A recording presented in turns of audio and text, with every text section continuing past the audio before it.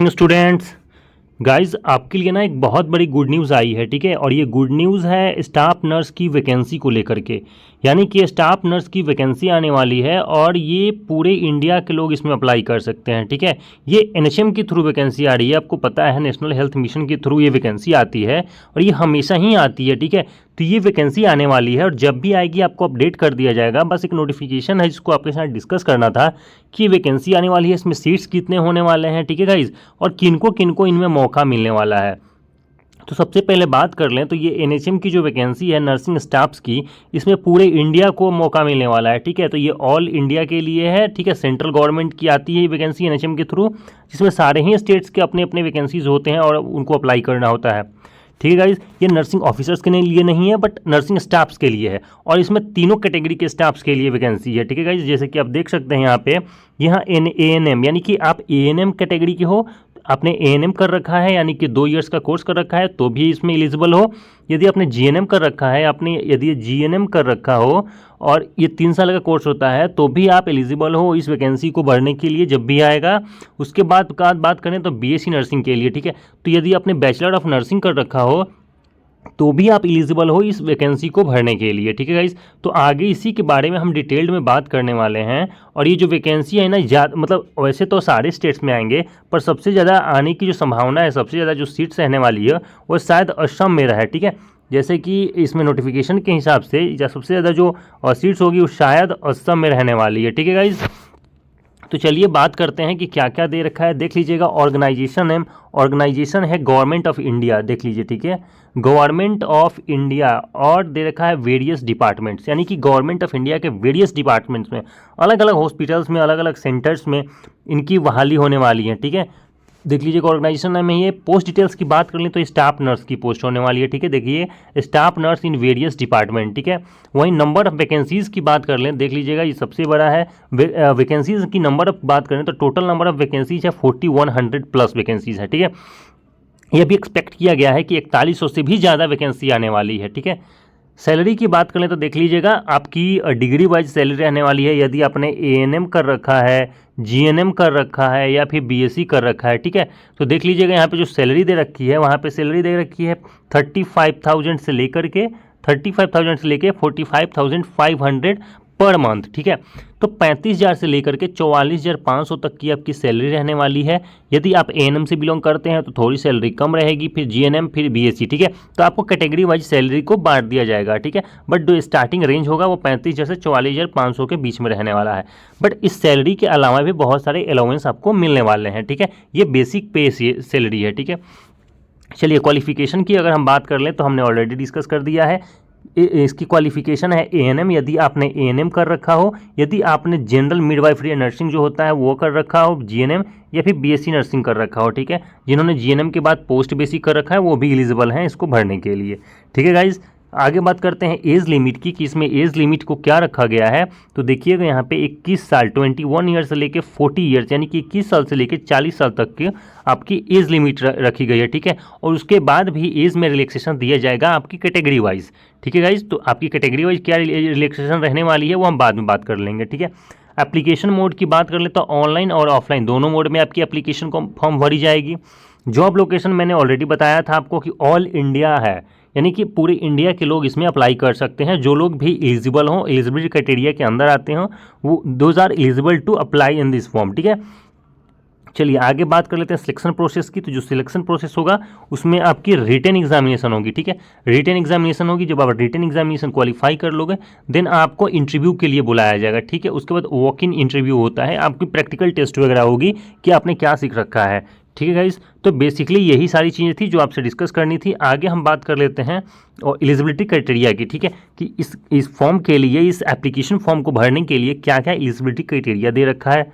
तो अभी हम जो बात डिस्कस करने वाले हैं वो है एलिजिबिलिटी क्राइटेरिया। ठीक है, देखिएगा सबसे पहले जो हम बात करेंगे एलिजिबिलिटी क्राइटेरिया की वो है एएनएम। ठीक है, यदि आपने एएनएम कर रखा हो, एएनएम आपको पता है कि 2 इयर्स कोर्स होता है ये।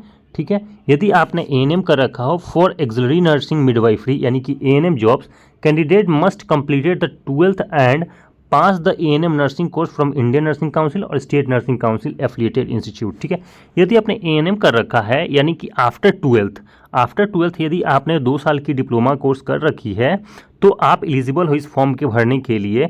यदि आपके पास सर्टिफिकेट है और आपने पास कर लिया है एएनएम किसी भी रिकॉग्नाइज्ड इंस्टीट्यूट से, जो कि स्टेट नर्सिंग काउंसिल या फिर इंडियन नर्सिंग काउंसिल, दोनों में से किसी एक से एफिलिएटेड हो, तो आप एलिजिबल हो जाते हो इस एप्लीकेशन फॉर्म को भरने के लिए। दूसरी बात कर देते हैं, candidates must registered as an ANM course midwifery in the respective state nursing council.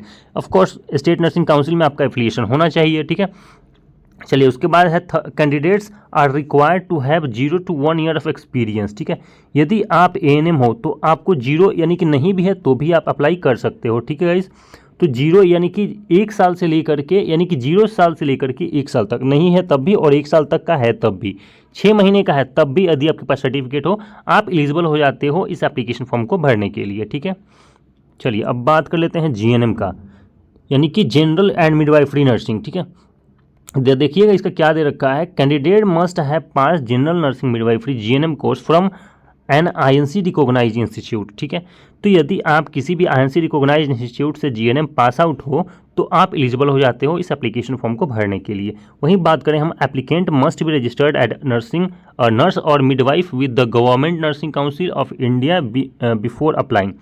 Apply करने से पहले आप नर्सिंग काउंसिल में आपका एफिलिएशन होना चाहिए इंडियन नर्सिंग काउंसिल में, तब आप एलिजिबल हो जाते हो इस एप्लीकेशन फॉर्म को भरने के लिए।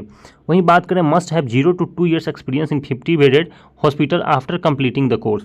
यदि आपके पास 0 से 2 साल के बीच का एक्सपीरियंस है तो आप एलिजिबल हो, मिनिमम 50 बेडेड हॉस्पिटल्स का अगर एक्सपीरियंस है तो आप एलिजिबल हो जाते हो इस एप्लीकेशन फॉर्म को भरने के लिए। ठीक है गाइस, ये जो सारी क्राइटेरिया थी हमने एएनएम और जीएनएम की डिस्कस कर दी। अब बात आती है बीएससी नर्सिंग की। ठीक है, जिन्होंने बीएससी नर्सिंग कर रखा है उनकी क्या एलिजिबिलिटी क्राइटेरिया होगी, तो देखिएगा इसकी दे रखी है बीएससी नर्सिंग के लिए, candidate must have complete BSc nursing और BSc honours nursing from any recognised board university affiliated with INC. कोई भी ऐसा इंस्टीट्यूट, कोई भी ऐसा कॉलेज, कोई भी ऐसी यूनिवर्सिटी जो आईएनसी से एफिलिएटेड हो, वहाँ से आप बीएससी नर्सिंग पास आउट हो और बीएससी या फिर ऑनर्स कर रखा हो, ठीक है, तो आप एलिजिबल हो जाते हो इस एप्लीकेशन फॉर्म को भरने के लिए। ए majority of staff nurse recruitment does not require experience from BSc nursing candidates.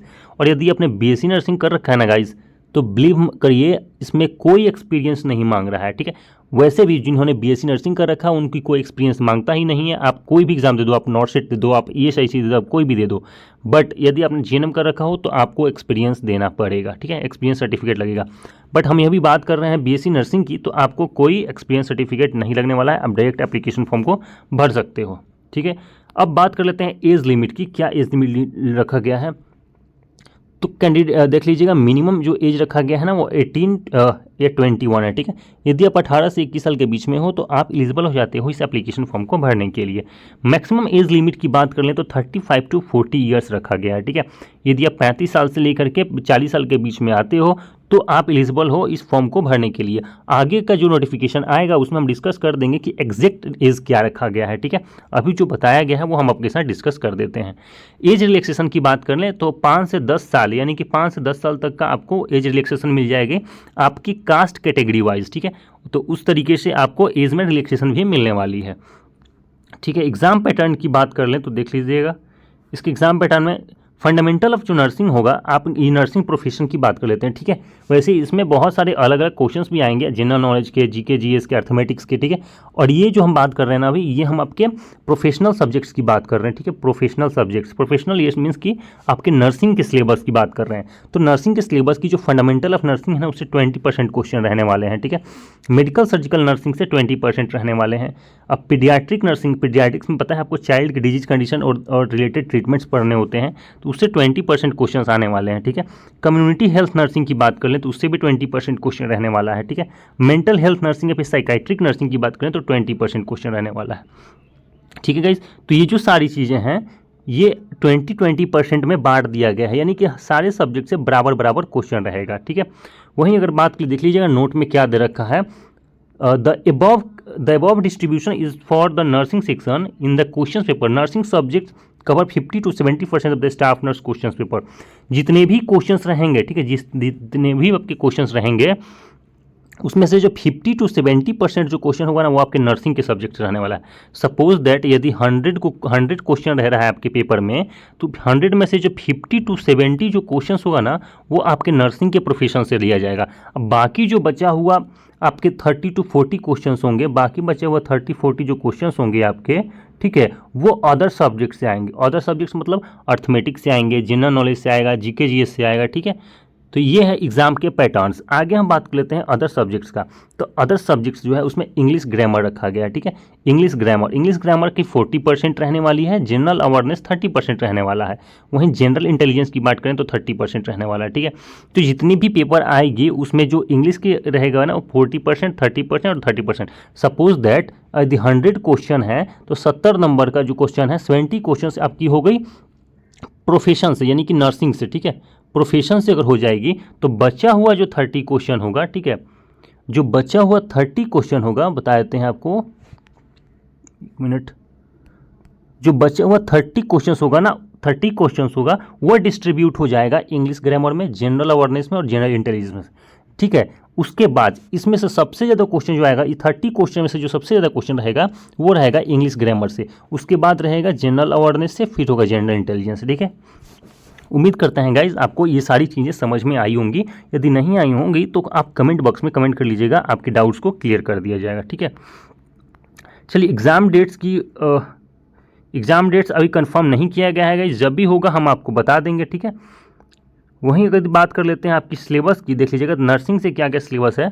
तो नर्सिंग की जो सिलेबस है वो एनाटॉमी फंडामेंटल है, फर्स्ट एड है, न्यूट्रिशन है, हेल्थ एजुकेशन है, नर्सिंग है, फंडामेंटल है, टाइप्स ऑफ नर्सिंग है, पेडियाट्रिक है, mental health, community, surgical nursing. आप देख लीजिएगा ये नर्सिंग के जो सिलेबस है उसमें से कौन कौन से टॉपिक आने वाले हैं, ठीक है।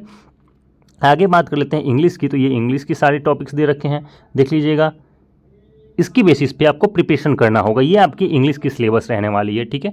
आगे बात कर ले जनरल नॉलेज की, तो आप देख सकते हैं कि जनरल नॉलेज के लिए क्या दिया गया है, ठीक है। लेटेस्ट इंडिया कल्चर्स दे रखा है, इंडियन हिस्ट्री देखा है, इंडियन इकोनॉमी देखा है, इंडियन पॉलिटिक्स दे रखा है, लेटेस्ट स्पोर्ट्स दे रखा है, ठीक है। यानी कि अभी जो ओलंपिक्स चल रहे हैं उसके क्वेश्चन आ सकते हैं। तो लेटेस्ट जो करंट अफेयर्स होंगे वो आपको पढ़ के जाने होंगे। जनरल एप्टीट्यूड की बात कर ले तो इसमें अर्थमेटिक्स के क्वेश्चन आ जाते हैं, यानी कि जो अर्थमेटिक्स की मैथमेटिक्स होती है ना, LCM, HCF, simplification, time and work, ठीक है, डेट इंटरप्रिटेशंस, ठीक है, जम्बलिंग, रिलेशनशिप्स, जिसमें जनरल एप्टीट्यूड्स में आपके रीजनिंग भी आ गए हैं, ठीक है। इसमें रीजनिंग आ गए हैं और थोड़ी मैथमेटिक्स है, बेसिक मैथमेटिक्स है, उससे भी क्वेश्चन आने वाली है, ठीक है गाइस। सैलरी तो हमने ऑलरेडी डिस्कस कर दी है कि क्या सैलरी रहने वाली है, ठीक है गाइस।